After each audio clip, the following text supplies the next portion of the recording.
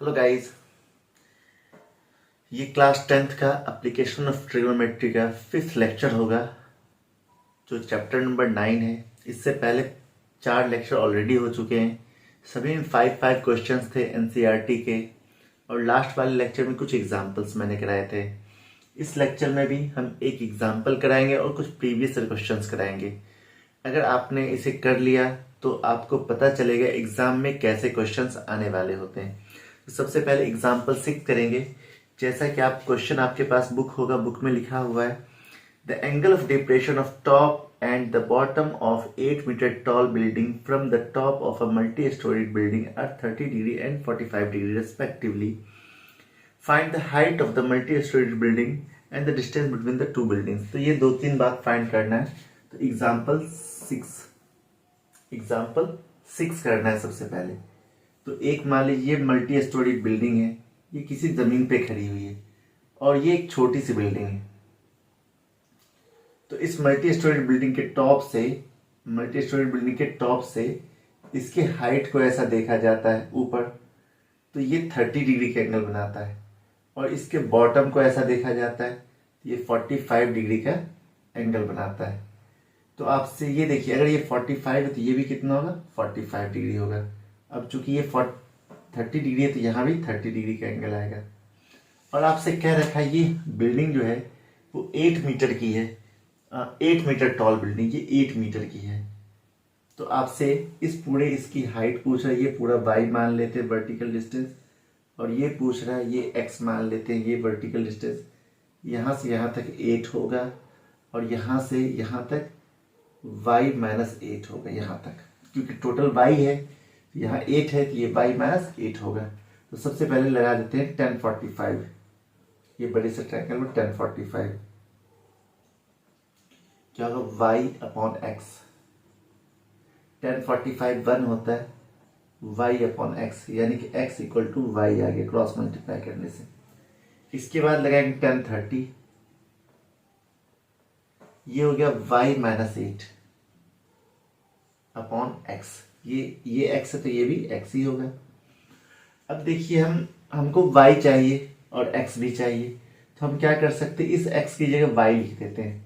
1030 की value 1 upon √3 होता है, y minus 8 upon y, cross multiply करेंगे, y equal to √3y minus 8 √3, दोनों को √3 से मल्टीप्लाई कर दिया। इसे इधर और इसे इधर शिफ्ट कर देते हैं। 8 √3 equal to √3y minus y, 8 √3 equal to √3y, y common ले लेते हैं, √3 माइनस 1। तो यहां से देखिए y की जो वैल्यू आ जाएगा 8 √3 अपॉन √3 माइनस 1 आ जाएगा। अब आप इसे रेशनलाइज कर दीजिए डिनोमिनेटर को, तो √3 प्लस 1 से ऊपर और √3 प्लस 1 से नीचे भी मल्टीप्लाई कर देंगे। ये हो जाएगा 8 √3 प्लस 1 अपॉन 2, ए स्क्वायर माइनस बी स्क्वायर। √3 का स्क्वायर 3 होता है और 1 का स्क्वायर 1 ही होगा। 2 4 जा 8, इस 3 से अंदर मल्टीप्लाई कर लीजिए, 4 3 माइनस 3 प्लस √3 हो जाएगा इतना मीटर, यानी कि हाइट ऑफ द टावर जो था इतना मीटर है। और डिस्टेंस x भी सेम टू सेम ही होगा, 3 प्लस √3 मीटर, क्योंकि y इक्वल टू x था यहाँ पे, तो दोनों ही सही हो गए। तो यहाँ पे हमारे एनसीईआरटी बुक का 1 to ऑल सारे क्वेश्चंस फिनिश हो गए। अब मैं कुछ प्रीवियस क्वेश्चंस को देखूंगा, आप इसे पॉज करके वीडियो नोट कर लीजिए। चलिए इसे कुछ प्रीवियस क्वेश्चन देख लेते हैं। प्रीवियस क्वेश्चन में सबसे पहले 2020 के क्वेश्चन देखेंगे जो स्टैंडर्ड वाला था, फिर बेसिक का क्वेश्चन देख लेंगे, उसके बाद 1918 ऐसे सबको देख लेंगे, ठीक है। तो इसे हटा देता हूं मैं। तो सबसे पहले 2020 का क्वेश्चन देखते हैं जो स्टैंडर्ड मैथ से दिया गया है। 2020 में जो स्टैंडर्ड मैथ्स में आया था क्वेश्चन वो देखना है। तो आइए देखते हैं 2020 में स्टैंडर्ड मैथ्स में कौन सा था। कह रहा एक क्वेश्चन है, a vertical tower stands on a horizontal plane and is surmounted by a vertical flagstaff of height 6 meter. At the point on the plane, the angle of elevation of and of the top and bottom of flagstaff is 45 degree and 30 degree. Find the height of the tower. तो यहाँ पे आपसे कह रहा है एक ऐसा tower है, इसके ऊपर एक फ्लैग स्टफ लगा हो, यानी कि ऐसा झंडा लग रहा है आपके ऊपर, ठीक है, और ये जमीन पे कहीं लगा हुआ है। इसके टॉप और इसके बॉटम को ऐसा देखा जाता है यहां से। तो आपसे ये फ्लैग स्टफ जो है ये दिया हुआ आपके क्वेश्चन में, ये क्वेश्चन है 6 मीटर का, ये 6 मीटर का फ्लैग स्टफ है, और इस बिल्डिंग की हाइट h मान लेते हैं, नहीं मालूम मुझे, इसे x मान लेते हैं, ठीक है। और ये आपको दिया हुआ एक एंगल 30 डिग्री का है और एक एंगल 45 डिग्री का है, ऐसा दिया हुआ है 30 डिग्री एंड 45 डिग्री, ठीक है। और आपको लास्ट में √3 की भी वैल्यू गिवन है, ठीक है। तो सबसे पहले लगा लेते हैं tan 30 डिग्री, छोटे से ट्रायंगल में tan 30 को उसका h/x हो जाएगा। tan 30 क्या होता है, 1/√3 होता है, ये होगी h/x, क्रॉस मल्टीप्लाई करेंगे x = h√3, ये हो गया। अब लगाएंगे tan 45,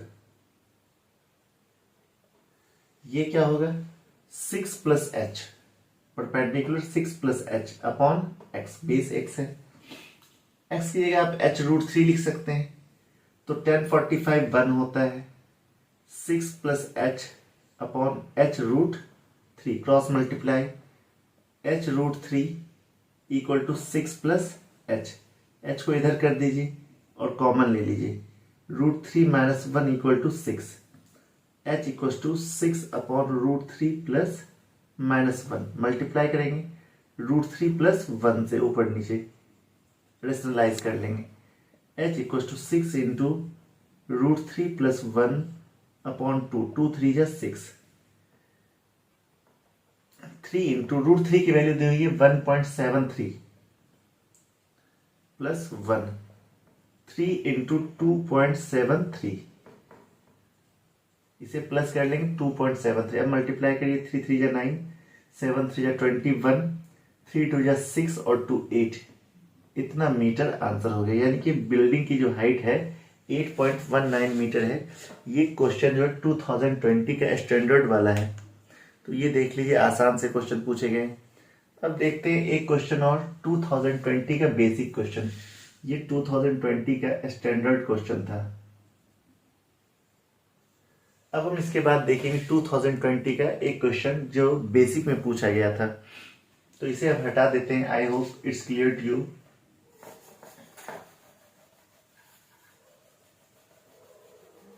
इन क्वेश्चंस को मैं बोर्ड पर डाल दूंगा, टेंशन मत लीजिए। The angle of elevation of the top of a building from the foot of the tower is 30 degree and the angle of elevation top of the tower from foot of the building is 60 degree. If the tower is 60 metre high, find the height of the building। तो ये आपके book का NCERT book का question है, और ये question number है, मैं बता देता हूँ आपको, आप वहां से कर लेंगे, मैंने इसे कराया हुआ है आपके क्लास में, ठीक है। तो ये बुक का ही क्वेश्चन है, तो क्वेश्चन नंबर मैं बता देता हूँ। क्वेश्चन नंबर है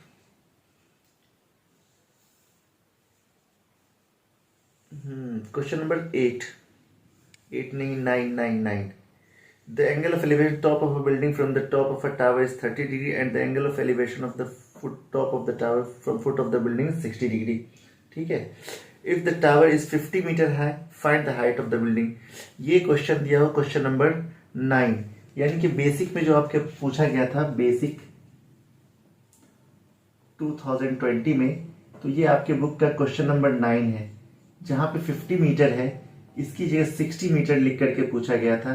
ये आप जब हमारा लेक्चर नंबर 2 देखेंगे, यानी कि पार्ट 2 देख लेना, पार्ट 2 में ये क्वेश्चन पक्का मिल जाएगा, ये मैंने करा रखा है पार्ट 2 में, लास्ट के 1 मिनट में होंगे, ठीक है। I hope it's clear to you. उसके बाद एक क्वेश्चन है 2019 में, 2019 में एक क्वेश्चन जो पूछा हुआ है 2019 का, यहाँ पे 2 क्वेश्चन पूछा गया था 2019 में। एक क्वेश्चन है जो आपके बुक में दिया हुआ question number 10, same to same question number 10 है, तो ये भी आपका पार्ट 2 में ही मिल जाएगा। जो हमारा लेक्चर है पार्ट 2 उसमें आप देखेंगे तो उसमें मिल जाएगा। लास्ट के ये दोनों क्वेश्चन है, 9 और 10 दोनों ही है। और इसमें एक और क्वेश्चन था, वो जो क्वेश्चन, ये काफी अच्छा क्वेश्चन है, इसे मैं करा देता हूं। ये क्वेश्चन कुछ इस तरह से, ये दोनों जरूर देख लेंगे आप लोग। एक question, a man in a boat rowing away from the lighthouse 100 meter high takes 2 minutes to change the angle of elevation of the top of the lighthouse is 60 to 30 degree. Find the speed of the boat per minute. Use root 3 equals to 1.732. तो आपसे एक question कह रहे, एक आदमी है जो light house के, ये लाइट हाउस है, ये लाइट हाउस 100 मीटर का है, इसके अपोजिट डायरेक्शन में बोट को चला रहा है। तो पहले तो यहां से यहां तक एंगल ऑफ एलिवेशन 60 डिग्री था, फिर यहां से एंगल ऑफ एलिवेशन 30 डिग्री हो जाता है, ये 30 डिग्री हो जाता है, और 60 से 30 होने में 2 मिनट का टाइम लगता है। तो आपसे पूछ रहा है स्पीड ऑफ द बोट पूछ रहा है, ये कितना होगा। तो सबसे पहले इसे x मान लेते हैं, ये x डिस्टेंस है और ये y डिस्टेंस मान लेते हैं, और मुझे y डिस्टेंस जो भी पता चलेगा उसको 2 मिनट से डिवाइड कर देंगे और हमारा आंसर आ जाएगा। चलिए उसके बाद देख लेते हैं। सबसे पहले लगा लेते हैं 1060 डिग्री, 100 अपॉन x, 1060 रूट 3 होता है, 100 अपॉन x, तो x का वैल्यू हो गया 100 अपॉन रूट 3, इतना ही रहने देते हैं अभी। अब लगाएंगे 1030 डिग्री, ये जो 100 अपॉन x प्लस वाई, तो 1031 अपॉन रूट 3 होता है, 100 upon x plus y, cross multiply कर देंगे, x plus y equal to 100 root 3। अब x का वैल्यू 100 अपॉन रूट 3 है, उधर ले जाके माइनस कर देंगे, y equal to 100 root 3 minus 100 upon root 3। तो इन दोनों से 100 कॉमन ले लेते हैं, तो y इक्वल टू हो जाएगा 100 कॉमन लेने पर root 3 minus 1 upon root 3, cross multiply कर दीजिए, 100 3 माइनस 1 अपॉन रूट 3, ये 200 अपॉन रूट 3 हो गया। ऊपर नीचे रूट 3 से मल्टीप्लाई कर दीजिए, 200 रूट 3 अपॉन 3। अब आपको रूट 3 की वैल्यू दी हुई है 200 इंटू 1.732 अपॉन 3, ये हो गया इतना मीटर, ये y की वैल्यू आ गई। लेकिन आपको तो स्पीड पूछ रहा है, तो ये y जो 2 मिनट में जाता है, तो स्पीड कैसे निकालेंगे। स्पीड निकालने का फॉर्मूला डिस्टेंस अपॉन टाइम होता है, तो डिस्टेंस हो गया 200 इंटू 1.732 अपॉन टाइम, 2 मिनट का, 2 से डिवाइड कर देंगे, 2 से ये 100 चांस में कट जाएगा, और यहाँ 3 भी तो था, इंटू 3 से इसे काट दीजिए, 0.35 जा 15, और फिर 23 3 7 जा 21, और फिर 22, फिर 3 7 जा 21, यानी कि लगभग जो होगा 57.7 मीटर पर मिनट हो जाएगा आंसर। ये है इसकी स्पीड। तो ये बहुत ही अच्छा क्वेश्चन था, और ये क्वेश्चन जो पूछा हुआ है ये 2019 का है, ये 2019 में आया था स्पीड निकालने वाला क्वेश्चन। आई थिंक ये बहुत ही अच्छा क्वेश्चन, आप लोग इसे जरूर देख लेना, कर लेना। इसके बाद एक क्वेश्चन करते हैं 2018 का। As observe from the top of 100 metre high light house from the sea level the angle of depression of 2 ships exactly behind. ये क्वेश्चन आपके बुक में सेम टू सेम दिया हुआ है, ये मैं बता देता हूँ। क्वेश्चन नंबर 13 है आपके बुक में, क्वेश्चन नंबर 13, इसे हटा रहा हूं मैं। तो जो 2018 का पूछा हुआ क्वेश्चन है, जो क्वेश्चन 2018 में आया था आपके बुक में, टेक्स्ट बुक में, क्वेश्चन नंबर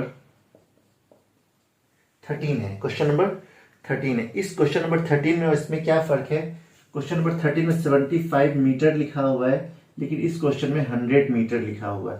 तो ये आपसे पूछा गया है। तो ये क्वेश्चन नंबर 13 आप पार्ट 3 जब वीडियो देखेंगे तो उसमें पक्का मिल जाएगा। पार्ट 3 में मैंने इसे करा रखा है, आई होप ये आपसे हो जाएगा। फिर उसके बाद the angle of elevation of cloud हाँ, ये बहुत ही अच्छा, वन ऑफ द बेस्ट 2017 का क्वेश्चन करेंगे अभी हम।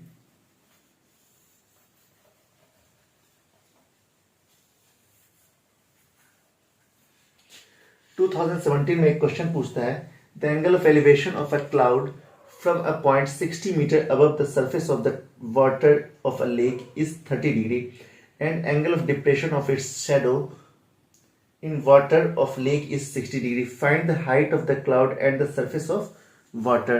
तो इस क्वेश्चन को समझेंगे पहले क्या है दिया हुआ। जैसे आपसे कह रहा है कि यहां पे मान लीजिए क्लाउड है और यहां पे पानी है, ये वाटर है। इस वाटर से 60 मीटर की हाइट पर यहां से इस क्लाउड को ऐसा देखा जाता है, तो ये एंगल जो था 30 डिग्री का हो जाता है। तो ये यहां से यहां तक कितना होगा, 60 मीटर होगा। अब देखिए इस क्लाउड का रिफ्लेक्शन यहां पानी के अंदर यहां देखा जाएगा, यहां पे भी क्लाउड हो गया और ये शेडो है क्लाउड का। ये क्या है, क्लाउड का शेडो है। यहां से क्लाउड के शेडो को देखा जाता है तो ये 60 डिग्री का एंगल बना लेता है, ऐसा आपसे कह रहा है। तो आपसे कह रहा है कि क्लाउड का find the height of the cloud from the surface of water, यानी कि यहां से लेके यहां तक की height, surface of the water यहां से यहां तक पूरी हाइट कितनी, ये पता करना। तो चलिए इसके लिए मैं ऊपर वाले को x मान लेता हूं, तो ये टोटल कितना हो जाए, x प्लस 60 हो जाएगा यहां तक, और इस डिस्टेंस को y मान लेता हूं। I hope it's clear to you. पानी में यहां से जब देखेंगे तो पानी में जितना ऊपर होता है उतना ही शेडो नीचे की तरफ बनता है। तो सबसे पहले ऊपर वाले के लिए 1030 लगा लेते हैं, कितना हो जाए x upon y, 1030 1/√3 x upon y cross multiply y equal to x√3 metre. तो एक रिजल्ट आया y equal to x√3 metre. मुझे x पता करना है, ठीक है। अब लगा लेते हैं इस बड़े से ट्रायंगल में, ये जो बड़ा सा ट्रायंगल, इसमें 1060 डिग्री, ये क्या हो, 60 plus x plus 60 upon y। तो 1060 होता है √3, 60 120 प्लस x, और y का वैल्यू अभी भी निकाला √3x,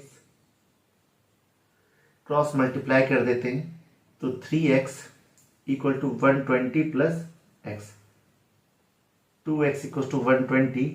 तो x का वैल्यू कितना हो जाएगा, 120 upon 2, x equal to 60 metre आ गया। तो अब कह रहा है height of the cloud from water level, ये वाटर लेवल यहां से है, तो height of water, height of cloud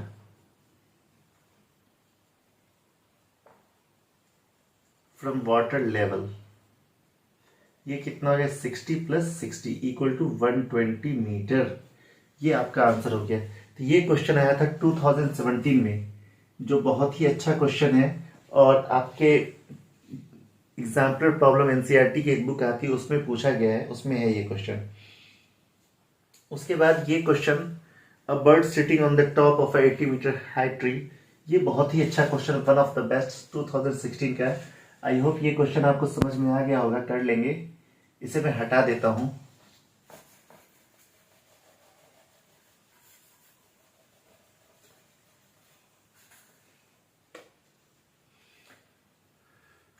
to 2016 का क्वेश्चन है ये।